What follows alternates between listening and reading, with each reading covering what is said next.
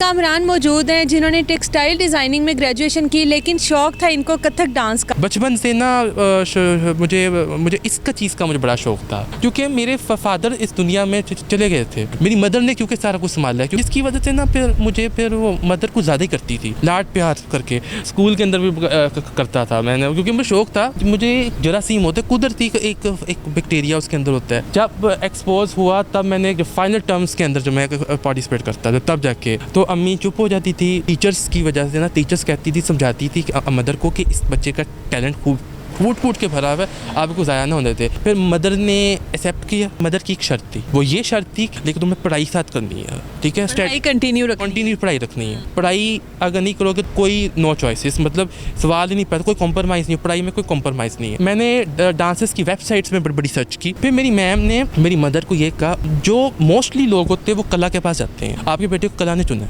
इस टाइम मेरे साथ वलीद कामरान मौजूद हैं जिन्होंने टेक्सटाइल डिज़ाइनिंग में ग्रेजुएशन की, लेकिन शौक था इनको कथक डांस का। सीखना चाहते थे, करना चाहते थे, स्कूल में पार्टिसिपेट करते थे कथक में, और हमेशा से ये शौक था कि मैं कथक डांस में अपना एक नाम बनाऊं, और एट द एंड बना भी चुकी हैं, क्योंकि बहुत सालों की स्ट्रगल है इनकी। फैमिली की तरफ से बाज़ दफ़ा प्रेशर भी आया, लेकिन अपने शौक को ख़त्म नहीं होने दिया, क्योंकि शौक का कहते हैं कोई मोल नहीं, और इन्होंने इस चीज़ को साबित किया है। अब बाकायदा गेटअप में आकर ये उस तरह से डांस की परफॉर्मेंस करते हैं। अलहमरा आर्ट में इन्होंने अपने डांस की परफॉर्मेंस की है। बाकी कि इनसे पूछते हैं कि टेक्सटाइल में ग्रेजुएशन करने के बाद अपने शौक को किस तरह से इन्होंने ज़िंदा रखा। कैसी है वलीद आप? मैं ठीक हूँ। अस्सलाम वालेकुम। वालेकुम सलाम। आदाब। अच्छा, मुझे ये बताओ वलीद कि टेक्सटाइल में ग्रेजुएशन किया आपने, लेकिन शौक था कथक का, डांस का, रक्स का। तो ये शौक का फैमिली को कोई एतराज़ नहीं था कि भाई ये तो गलत चीज़ है, नहीं करना ये? देखिए, सबसे पहले बात तो होता है कि बचपन से ना मुझे इसका चीज़ का मुझे बड़ा शौक था, ठीक है। उसके बाद तो ये हुआ कि बचपन में उछल कूद नहीं तो एक बच्चा करता है, इतना सा बच्चा होता है। क्योंकि मेरे फादर इस दुनिया में चले गए थे इन द एज जब मैं चाइल्डहुड था। मेरी मदर ने क्योंकि सारा कुछ संभाला है, क्योंकि हमारा जो ख़ानदान का जो इंतज़ाम है ना, वो मादरती निज़ाम है, जिसे इंग्लिश में क्या कहते हैं, पैट्रोनिक क्या कहते हैं, जिसका मुझे नहीं पता, बस मादरती निज़ाम है, क्योंकि मेरी मदर ने सारा कुछ संभाला है।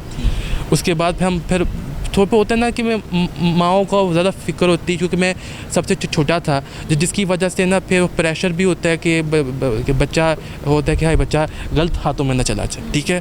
तो जिसकी वजह से ना फिर वो मदर कुछ ज़्यादा ही करती थी, लाड प्यार करके, कि बेटा ये ऐसे नहीं करते। ऊपर से जो रही कसरत होती है वो रिश्तेदार पूरा कर लेते थे। सोसाइटी का बहुत प्रेशर होता है, रिलेटिव्स का बहुत प्रेशर होता है कि वो ये भी कह सकते हैं कि पॉजिटिव वे में ज़्यादा बच्चे का टैलेंट है। ऐसी बात नहीं कि उनमें कुछ उनमें से नहायत हैं जो आपको सपोर्ट करते हैं, पर ज़्यादातर जो है ना, बस वो नहीं होता, तंगी फसाद करना। हाँ, पसंद नहीं करते, तनकीद करते हैं कि चाहे वो अपना बच्चा जो मर्जी करे, वो होता है ना, दूसरों पे ऐप निकालती है। ये हमारी सोसाइटी। आपके बहन भाई? We are 2 siblings. मैं छोटा हूँ और मेरा एक एल्डर ब्रदर है, और उसकी शादी हो गई। बस वी आर 4 हम फैमिली मेम्बर्स हैं। अच्छा, मुझे ये बताएं कि फिर वालदा ने परमिशन कैसे दी आपके शौक़ को देख करके, ठीक है तुम कर लो, क्योंकि आज आप जिस करैक्टर में, जिस गेटअप में बैठे हैं, ये बाकायदा परमिशन के साथ जिस तरह से आप रक्स करते हैं, ये तो आपने प्रॉपर सीखा है। फिर किस तरह से परमिशन मिली? देखिए, अब ये मैं एक बात बता दूँ। बात होता है कि मैं स्कूल के अंदर भी करता था मैंने, क्योंकि मुझे शौक था। मेरा जो एक होता है, एक आर्टिस्ट के अंदर एक होता है, मुझे जरासीम होता है, कुदरती एक बैक्टीरिया उसके अंदर होता है।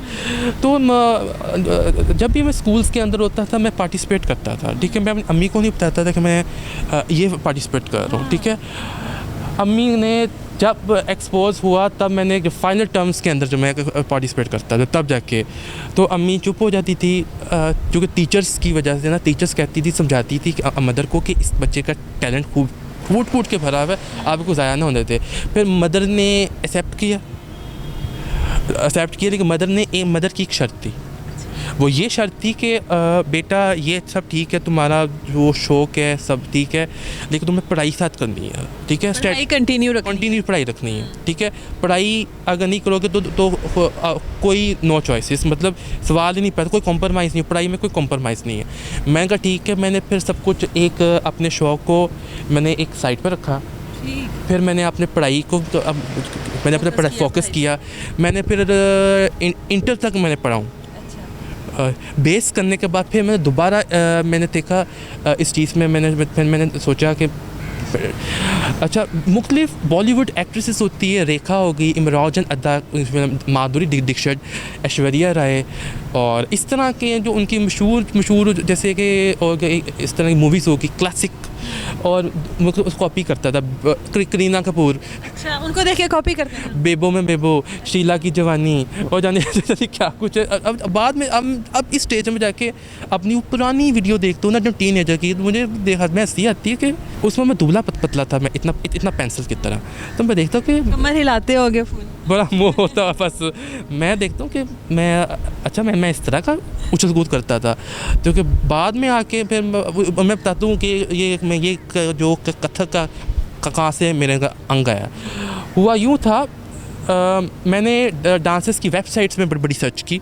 मैं देखा कि कौन सा है जो हमारे जो एकेडमीज़ हैं, जो डांसर्स हैं, जो सिखाते हैं, डांस सिखाते हैं, तो उनसे बात की। क्योंकि ये जो मशहूर डांसर्स होते हैं ना, बड़े इनका मैं नाम नहीं ले सकता क्योंकि हैं बहुत नाम है इनका। चार्ज भी फिर अच्छा खासा करते हैं।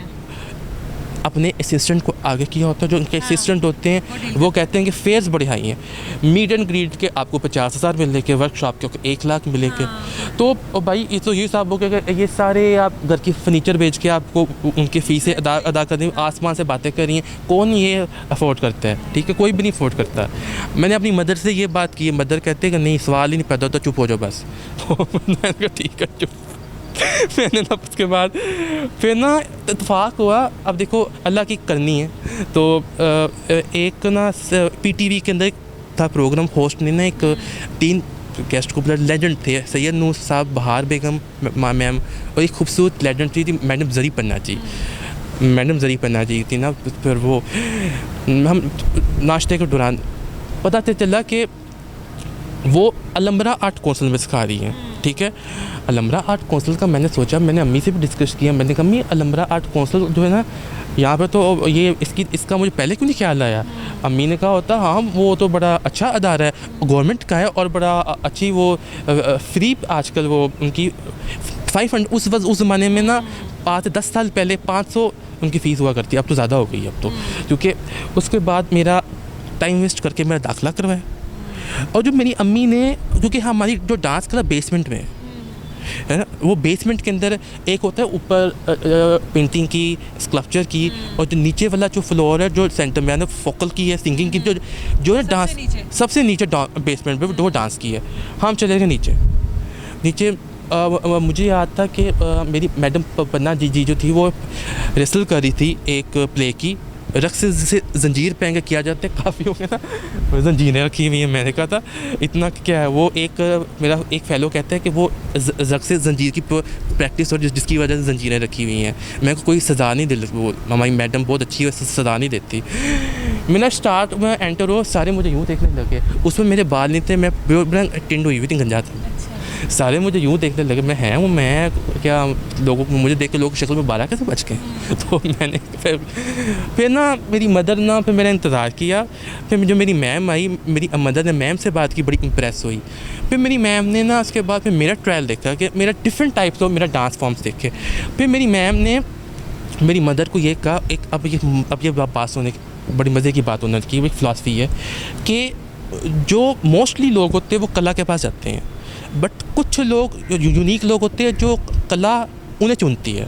आपके बेटे को कला ने चुना, और आपके बेटे का बल्कि कला ने चुना एक यूनिक अंग है, और वो जो क्लासिकल अंग है इसका, कथक जो होता है, तो वो है आपके बेटे का अंग है। क्योंकि मैं अब उनकी ज़बान में समझा रहा हूँ, मैम की 50 साल का मेरा तजर्बा है, वो मैम कहती हैं, उनके तजर्बे से जो जहाँ तक वो उनका है सोचती हैं, उनके मुताबिक उन्होंने मुझे जज किया। बस वो दिन आया, तो आज से मैंने पूरे 8 साल तक मैंने ये कथक 8 साल हो गए, 8 साल से हो गए। पर ये देखो, ये इससे सीखना नहीं होता, तो तजर्बा कहते हैं, क्योंकि ये इल्म का वो समुंदर है जिसमें आप एक गिलास पानी लेते हो, ठीक है। अभी पूरा जो तफसील जो एक समुंदर है वो आपको एक्सप्लोर करना बाकी है, तो मैं अभी एक्सप्लोर कर रहा हूँ। एक्सप्लोर कर रहे हो, आने वाली ज़िंदगी में ख़ुद को कहाँ पर देखते हो? आज से कोई 10 साल बाद मैं इंशाल्लाह मैं एक सेलिब्रिटी, एक कामयाब मेरा एक शोहरत याफ्ता कथक डांसर होगा। फ्यूचर में अपने आप को कथक डांसिंग में ही देखते हो? जी बिल्कुल, क्योंकि मैं अब ज़ाहिर सी बात है, अब ये मेरे उस्ताद का एक है ना गुरु दर्शना, अपने उस्ताद की लेजेंसी को आगे बढ़ाना। आप अब किसी को सिखाते हो? अगर कोई सीखना, आप भी सिखा रहे हो? सिखा रहा हूँ। किस तरह से आपने सीखा? ठीक हो गया बिल्कुल जी। सिखाते हैं। हमारे साथ वलीद कामरान मौजूद थे, जिनकी आपने पूरी स्टोरी जानी कि किस तरह से फैमिली का प्रेशर था, किस तरह से वालदा ने परमिशन दी, पढ़ाई को पहले कंप्लीट किया, उसके बाद अपने शौक़ को पूरा किया। और कोशिश भी यही करनी चाहिए कि आप अपने वालदैन की खुशी को सबसे पहले रख के अपने वालदैन की खुशी के मुताबिक अपनी स्टडी को कंप्लीट करें और उसके बाद जो आपका शौक़ है उसके लिए वक्त निकालें। इजाज़त दें मुझे, अल्लाह हाफ़िज़।